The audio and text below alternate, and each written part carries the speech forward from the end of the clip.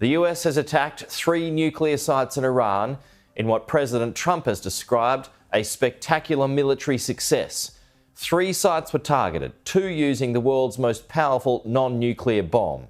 Iran says the strikes are a grave violation of international law and will have everlasting consequences. The UN Security Council is currently holding an emergency meeting to discuss the strikes.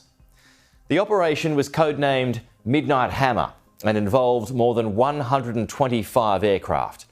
At 2:10 a.m. local time, the US dropped the first bunker buster bomb in Fordo, a uranium enrichment site hidden in a remote mountainside vital to Iran's nuclear ambitions.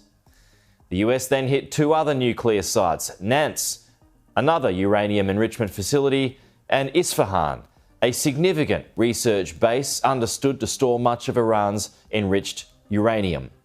Isfahan was struck with Tomahawk missiles launched from an American submarine rather than B-2 stealth bombers. In retaliation, Iran launched multiple missiles towards Israel, triggering countrywide air raid sirens. Israel has continued to strike targets across Iran. Earlier today, it struck what it claims are missile storage facilities in Yazd. Iran claims 9 military personnel were killed in the strikes. And this morning, Iran's president attended protests in Tehran as thousands of Iranians gathered to protest the American strikes. The crowds chanted death to Israel and called for retaliation against the United States. Later today, Iran's foreign minister will speak to Russia's President Vladimir Putin. And this morning, the Iranian parliament voted to close the Strait of Hormuz.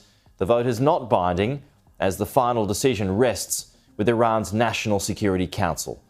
But it could have dire consequences for the global economy, as 1/5 of the world's oil is transported through the strait. They attacked in the dead of night.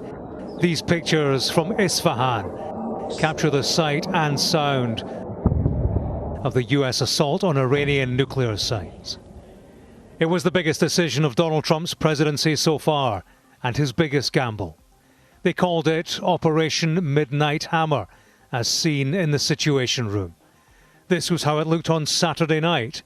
This was how it sounded on Sunday morning in a Pentagon briefing. It was an incredible and overwhelming success. The order we received from our commander-in-chief was focused, it was powerful, and it was clear. We devastated the Iranian nuclear program. New details revealed a US deception plan that had sent B-2 bombers flying west as decoys, while the B-2s involved flew east towards Iran, with bunker buster bombs primed and ready.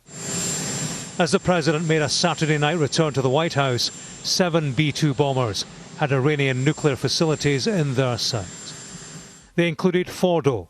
It's believed to be Iran's main nuclear enrichment site, deep underneath a mountain.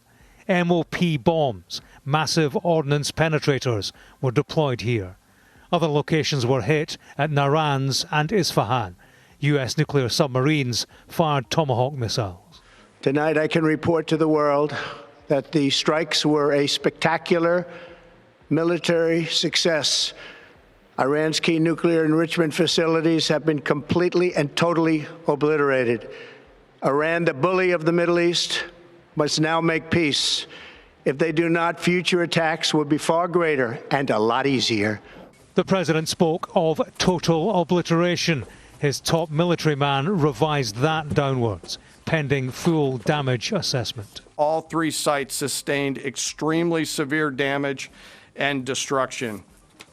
More than 125 U.S. aircraft participated in this mission, including B-2 stealth bombers, multiple flights of 4th and 5th generation fighters, dozens and dozens of air refueling tankers, a guided missile submarine, and a full array of intelligence, surveillance, and reconnaissance aircraft.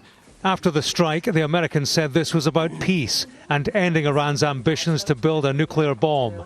Nothing more. But our view has been very clear that we don't want a regime change. We do not want to protract this or build this out any more than it's already been built out. We want to end their nuclear program, and then we want to talk to the Iranians about a long-term settlement here.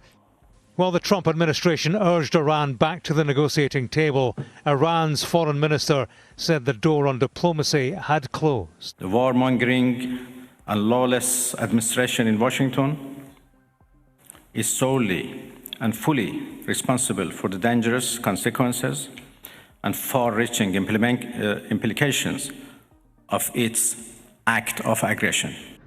After the American attack, strikes continued in Iran through Sunday, conducted by Israel.